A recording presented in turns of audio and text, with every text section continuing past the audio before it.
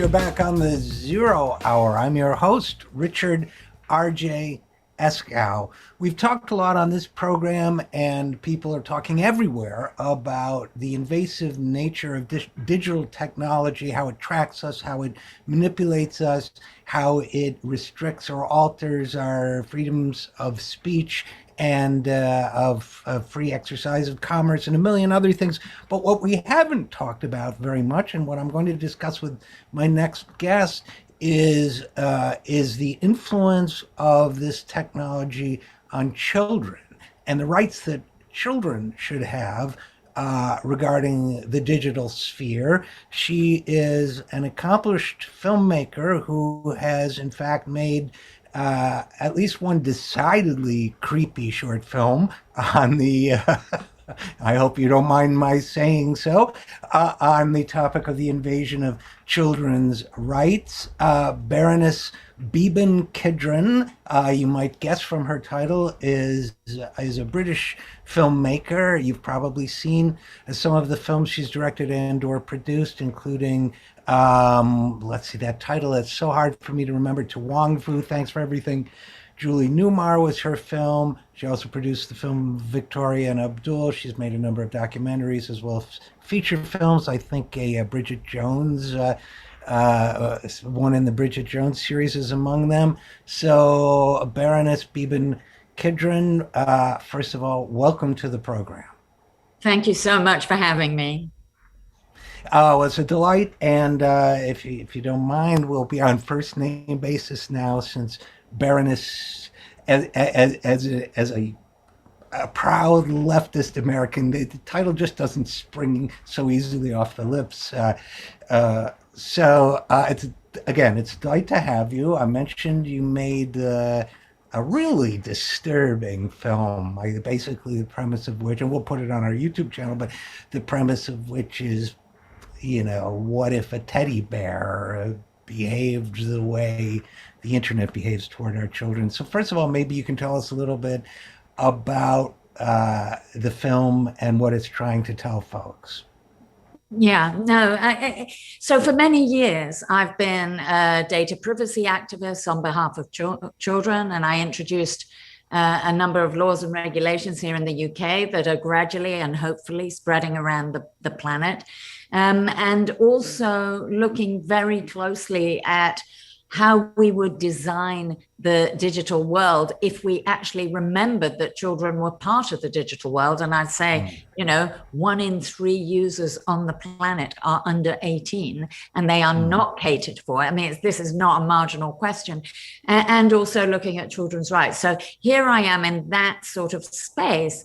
And what I noticed was that people were sure that there was a problem, but they were very unable to sort of take what they felt was a conceptual problem and imagine how it could or should be different. And so somewhere, a little bit into the pandemic, I got a bunch of really creative people together, and I said, okay, this is the problem set. And I took 20 minutes to set it out. And I said, now I want you to find a way of telling that story in 60 seconds. That's what we're going to do. And we've done exactly that. We imagined, the world, the digital world, we reimagined it as a set of traditional toys. And we came up with this line, which is, we do not accept it anywhere else. We must not accept it online. And on our website, that you can see a whole catalog of toys, of which 4 have their own little mini films. And Share Bear is the bear who just watches, tracks, and sells your data to other people. And as soon as people see this, they go, oh my God, that's not right. Yeah. So oh my God, that's not right is what we were going for. And I have to say, we've been really excited and really gratified that a lot of people have reached out and said, not only is this funny and confronting and provocative, but actually I better understand that this is a problem that can be fixed because it's been manifest in a way that is really clear cut. This is not right. I felt for a long time that our instincts for privacy and other rights in general haven't evolved as quickly as the technology's involved. So, I've often said, for example, in terms of the Snowden revelations, for example, that if somebody was sitting outside your mailbox noting every piece of mail that came in, you'd know that was wrong. But these things get transferred to the digital realm, somehow our visceral sense of right and wrong uh, isn't trained to apply itself to that. So I thought your the one film that I saw, and I'll look at the others, was very effective. The bear has a sinister little camera for one of his eyes, and so. And by the way, I should mention that your website, if I'm thinking of the right one, is fiverightsfoundation.org. Is that correct? You can get to us through that, but there is also a twisted-toys.com website. So you can go directly. Okay, all right. And for the broader campaign, it's Five Rights, Five Rights organization. So let's go with this. So the videos make it clear that the rights of privacy of our children are being invaded, and suggests that they are in fact being manipulated, which I can attest to with my own grandchildren, that it's very, very easy for them to become drawn at a very young age to YouTube channels that exist only to sell products and this type of thing. So what would you say are the fundamental rights, besides privacy, I guess, that are being intruded upon for children with digital technology? So it's a really good question, and I think that if I'm allowed to answer it in two different ways, I think Sure. first of all, children actually have a wide range of existing rights. Now, I do understand that in the US, you're not actually signed up to the Convention on the Rights of the Child, but actually many of your laws and much of your culture sits really firmly and squarely inside that set of rights. And so if you imagine, that a child has a right to education, they have a right to health, they have a right to eat, they have these really basic rights. You go, hang on a minute, what's that got to do with the digital? Well, all of these rights. So let me give you an example that there is here in Europe a big court case going on. It's actually centered in France right now, where people who access mental health support systems then found out that their information was being sold to third parties. Yeah. Now that is an abject, misuse of their data. But moreover, it actually interferes with their right to privacy, but also their right to access health services. So I think that what you have to see is that as our world goes digital first, there's very, partially digital, etc. Every single thing that a child does. Ditto, if you think right across America, the amount of schools that are using Google Classroom, and then ask your listeners, who's read the privacy thing of Google Classroom? Yeah. Think about what Google Classroom now knows. And I don't know whether it's the same in America, but here in the UK, when you put that together with other kinds of pupil data that might say, oh, they went to the school nurse 3 times. Oh, they discussed this. Oh, they had this kind of attendance or not. And then you're thinking about in the future, automated employment systems. Right. Yeah. And all that information is part of their footprint. Now, it may be right. It may be wrong. They may grow out of it. They may be a hopeless case, and then the machine got it right. But there are so many variables, and it's in a system that has no oversight. So when you start to put it together with discriminatory pricing, or the fact that they don't recognize Black faces on facial recognition, so that Black kids can't get into the classroom, you start being in a dystopian mad world in which every right is being intruded upon.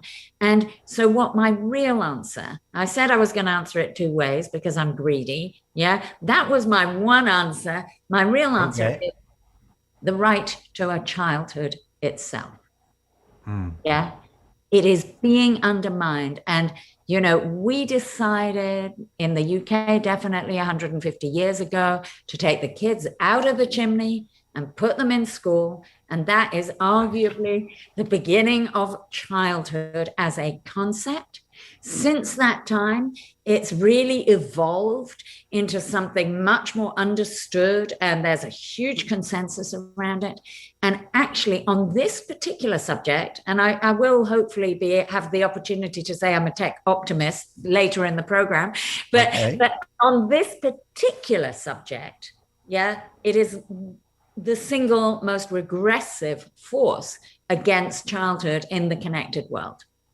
Because they just go, we don't treat them differently. We exploit them, we extract, we infer, we decide. The computer says no.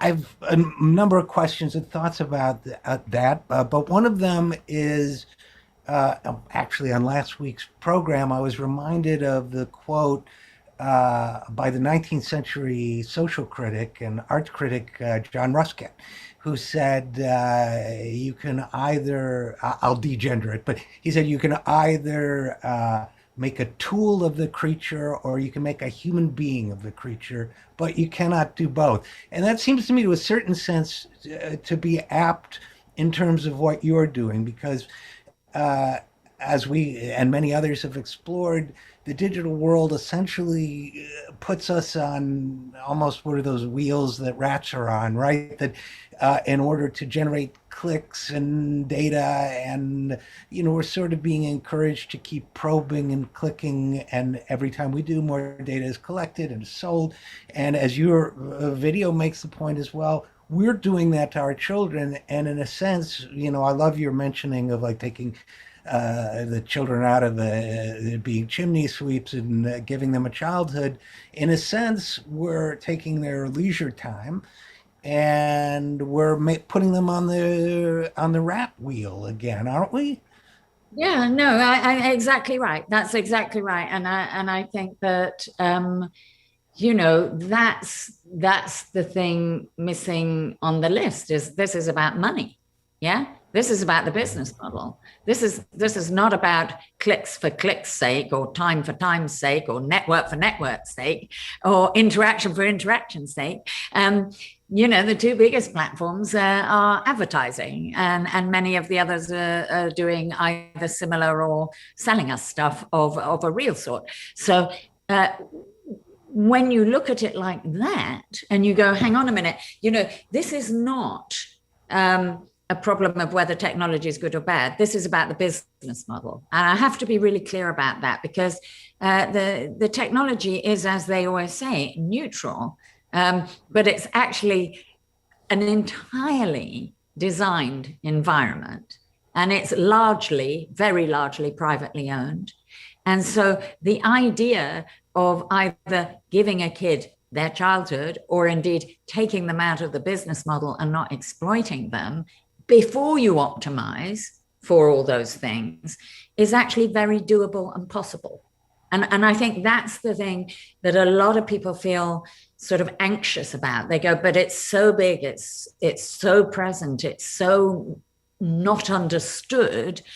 It's too late, we can't do it. Well, actually, unlike unlike some of the bigger issues of our time, actually it's quite a closed shop, and it's quite a sort of understood set of engineering principles, and you literally can design it differently.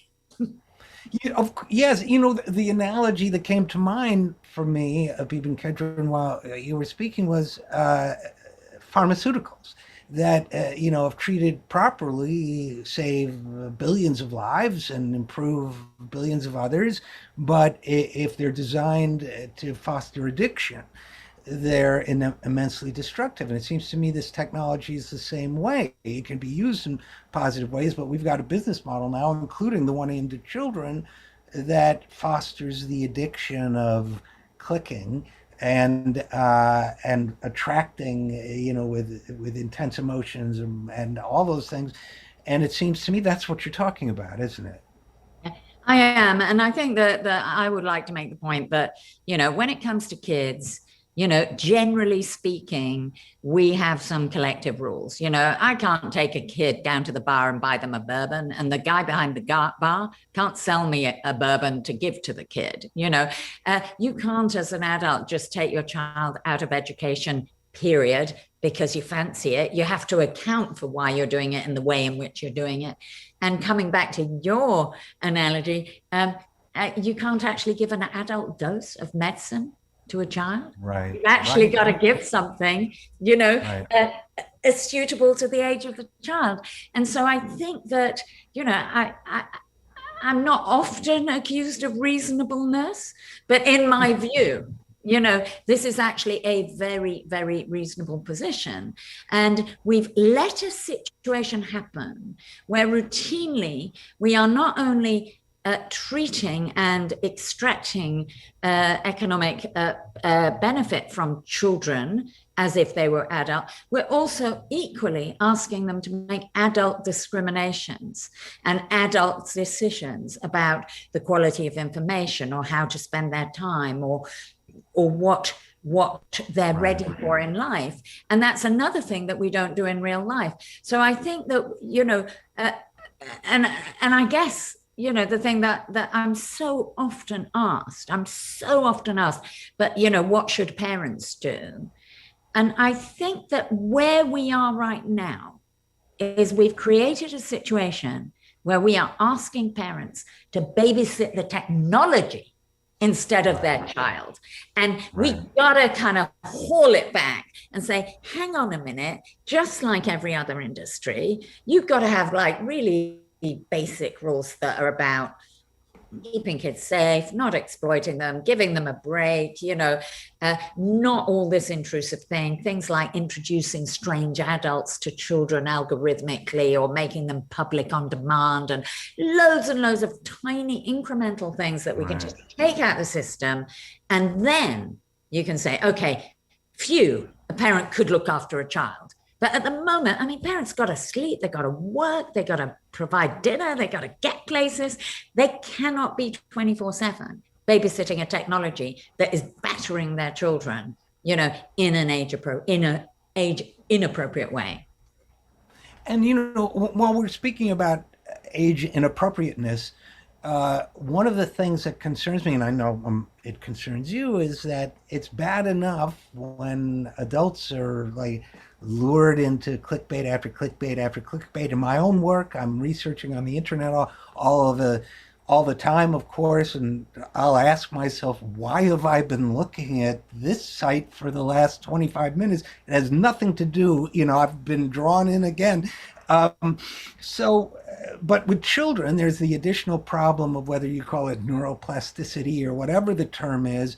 Their brains are still very much in formation.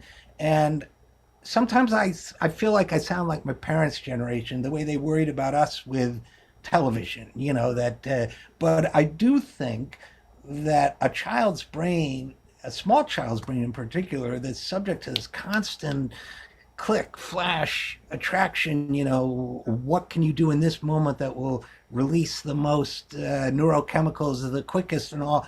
I feel as if that can't be healthy, can it? No, and I do want to say something about the television thing.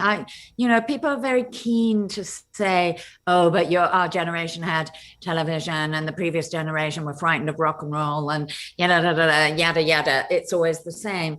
But I think that there's something very different about this particular issue. First of all, in fact, there's a couple of things. First of all, it's very interactive and wraps around you and changes to you. So it doesn't just sit in the corner of the room and flash a pre-ordered story. Yeah. And let's face it, television does have rules. Yeah. There are things you can't put on television. So It has no editorial rules. It doesn't sit in the corner of the room. It's not a shared experience of people speaking and Right. so on. And it's with you 24/7. So I think that even before you get to the second point about technology is, I think that when people think about kids, they think about gaming, they think about things like pornography and other adult content. They think about, too much social media, but they don't actually really think about it like this, which is it's the organizing technology of our world. Yeah, that Alexa is sort of learning how they speak, that actually the heating system is knowing whether they're in or out, that the time notifications knows when they go to sleep or not, that actually they can infer how tall the child is from how far on Google Maps, that how quickly they walk from A to B. And then they know whether somebody's next to somebody because they've got their GPS on. They know who it is. They force them to interact with friends in order to keep the friends list, the best friend at the top of the list, and then they algorithmic push it down. It's a very, very, very intrusive system that is sort of wrapped around their education, their health, their entertainment, their relationships, their physical spaces and beings. And at that point, you got to start asking, questions like, if the smart fridge, if the kid opens the smart fridge and it says, no, you've had enough chocolate today, you can only have carrots, that might sound like a good thing, but most Americans will go, hang on a minute, enough with the machine already. Yeah. And at the moment, it's actually probably doing the reverse. Forget the carrots. Let's have more chocolate. Right. No, yeah. You're not the boss of me, as we say. But, and I guess, as sinister as this all feels, and it does, and the last thing I'll say in terms of the dimensions that I can recognize, at least of the problem, are that childhood is a time of exploration and a time where you're trying on different personalities and different ideas. If I think, I used to write these little books and illustrate them, and they had strange themes and otherworldly, and I would not want that to become, I mean, it's fine, but I wouldn't want it to become part of my permanent data record, so that now at my age I'm seeing something based on that. But I do want to add, before we go on, and I do want to talk for a second about techno-optimism, but I do want to add that, of course, everybody worried about television and rock and roll and its effect on our generation. But in fairness to them, we're a bunch of idiots. We made a mess of the world. So no, maybe they were right. Maybe they had a point. No, I'm just kidding, obviously. But I love that. So let's talk about the kind of positive dimensions of it before we, maybe then conclude with what people can do or should educate themselves about, which is, I have an element of techno-optimism too, and I guess I would introduce it by saying I think the Luddites got a bad rap. I don't think the Luddites were necessarily against mechanical looms. I think they were saying that the benefits of this new technology should accrue to all of us. And in that sense, I'm that kind of a techno-optimist. We together as a people, as a global civilization, created this thing, created these technologies and the knowledge that underlie them. We should benefit on it. In that sense, I'm a techno-optimist. But what about you? You mentioned you're one. So what's your optimism about? Well, in spite of my preposterous title, I too am a progressive of a similar ilk to you, and absolutely, I think I'm the same. And the point that I was determined to make is that that when you critique the system, and I would point out that tech has more money in lobbying than the NRA, that they have more money in lobbying than big tobacco and big food. They have a lot of money in the game. And your earlier comment about we think it's all rather magical, that's highly paid for thought. yeah, that we think it's all rather magical. Right. So I think that I've sort of alluded to it before, that the technology can do really remarkable things. And I think particularly the sort of whole thing around big data and health, or around, remote education, to places as they come online, or deepening the sort of the information resources for people who sometimes don't get good information, and so on. But the trouble is, the business model is a blocker. Yeah. And so in a funny way, the arguments in the adult bit of the world around democratizing tech have got rather sort of unhappily focused, in my view, around who owns whose data, who's free to speak and who's not, and things like that. And what I would like to see is a sort of a slightly more broad conversation, which says, what do we want in the world that technology can help with? And how could it help? And what resources, from where and from whom, do we need to make it help in that way? And therefore, how do we need to sort of arrange, the societal agreement, whether that's law or practice, to come to that outcome. And I think that the big tech is kind of winning because we're all fighting the wrong battle. And although I am really interested in what's happening in antitrust stuff over there in the US, and and privacy regulation that I see some of my colleagues trying to bring in, and platform accountability, all of these things matter. All of these things should be done.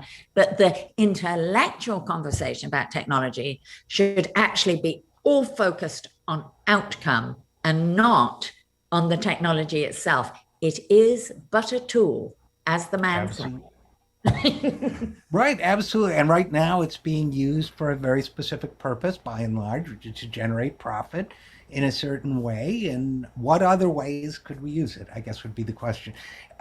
So before I let you go, Beeban, Kidron, what can people do to educate? Certainly there's a lot going on in the UK, in the European community, as well as in the States. What can people do to educate themselves more about this issue regarding children, and perhaps, I don't know, take action of some kind? Yeah. So I think that, just as a starting point for anyone who's sort of captured by our conversation, please do come to our website. There's an awful lot of information. There's an awful lot of reports, and there's quite a good sort of indicator of who else is in the space, as well as us. There are increasingly US-based organizations who we work with as well, who are completely, coming up and campaigning and sort of developing policy around this issue. But at a very sort of basic kind of old-fashioned level, I would say this is, it's not high enough up the political agenda. So if you're a journalist, write about it. If you're a parent, make it an issue at school. Make it an issue with your representative. If you're a political activist, go tell someone, start a petition, whatever it is you do.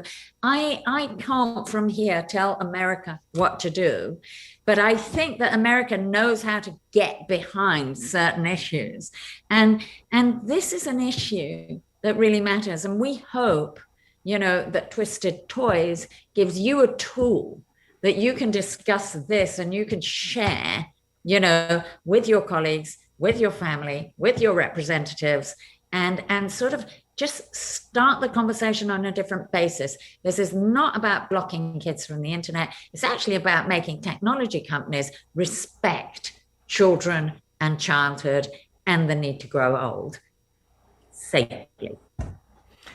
Well said. And where can people go? Remind me again, where can people go to get more information on what you're doing? It's Twisted Toys, is it? It's twisted-toys.com, or come to the 5rightsfoundation.com website. Either one, you'll find us. Well, Baroness Beeban Kidron, thank you for your great work in this area, and thank you for sharing it with us on the Zero Hour. Thank you very much. Thank you. And we'll be right back after this. I'm Richard RJ Eskow, and you're listening to the Zero Hour.